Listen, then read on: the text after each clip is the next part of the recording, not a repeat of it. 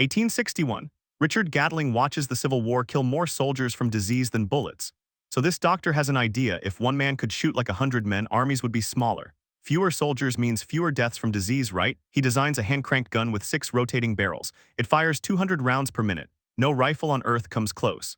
Gatling truly believes this weapon is so devastating that it'll make war obsolete.